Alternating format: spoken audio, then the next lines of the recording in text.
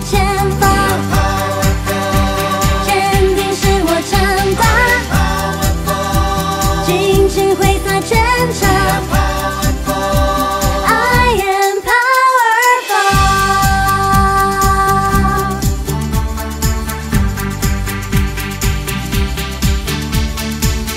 相信自己最大的信念。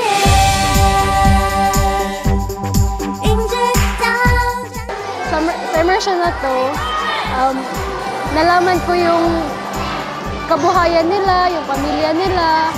Ang swerte natin kasi tayo, lahat na-access natin lahat ng mga bagay. Sila, ang hirap pa nilang pumunta sa bayan, hirap silang makapag-aral. Tapos, ang aaga nilang nag-asawa. Ang galing!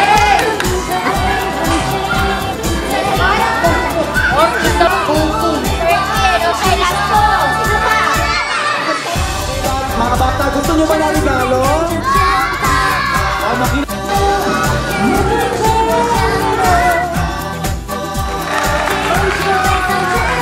Kung paano naging simple yung pamumuhay nila dito, i-adapt natin yung pamumuhay nila dito. Then, yung kung paano sila, kahit sa maliit lang na bagay, na-appreciate nila. So, kung maging appreciative lang tayo dun sa mga bagay na meron tayo. Kasi sobrang blessed tayo.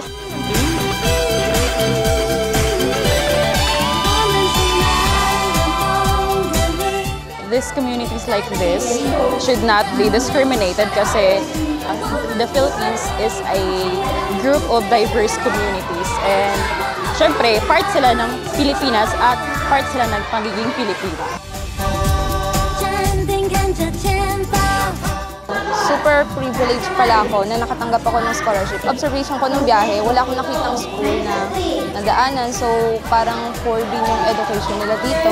So, nagpapasalamat ako sa Tuchi na binigyan nila ako ng privilege makapag-aral sa gusto kong course.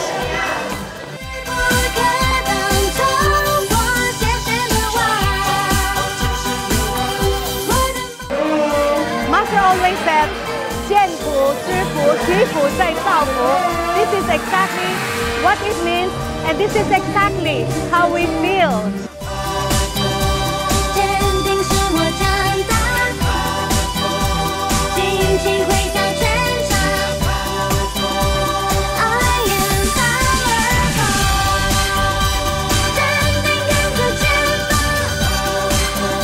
Naranasan ko rin dati na sinulang-wala talaga. Kasi galing ako ng Zamboanga, around Mindanao yun. At saka may din kami, may lahi din kaming katutubo din. So alam ko yung pakiramdam. Naisip namin na makakatulong sa ibang tao. Hindi lang sa pang-spiritual siguro namin at maraming taong masaya. Malay natin, dito manggaling yung magaling basketball, maging PBA, maging nasa team ng volleyball and badminton. So, kahit sino pwedeng mangarap. So, yung simpleng bagay na binigay namin, I think magiging stepping stone para sa if ever nagugustuhin nilang maging sports people. Hindi lang ito yung aniversary ng pagkakalit ng marami ito yung aniversary ng pagkakalit. Napakasaya po namin, lalo na po yung burong kabarangay po, lalo ng mga bata, nakikita ko po napakasaya po nila sapagkat tuloy nga yung grupong Chuchi ay talagang masaya rin sila nakibanding sa mga bata. Maraming salamat sapagkat hindi po naging dahilan po yung layo ninyo na pagpunta. Napakalaking halaga para sa amin yung makapaglingkod po kayo para sa amin na kung walang atubili.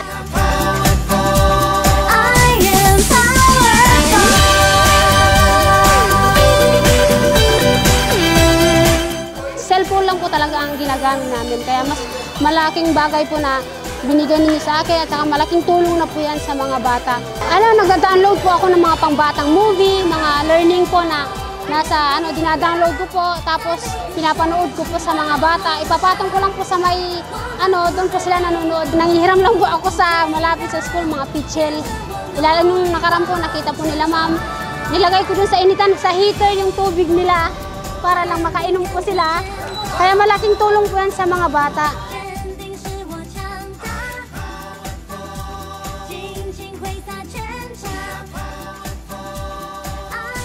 Nakikita po ako na kabarangay ko na nagtitinda po sila sa bayan, yung niloloko po sila ng mga namimili na porket hindi po nila alam kung paano magkilo, magbilang, magsukle, niloloko po sila. Kaya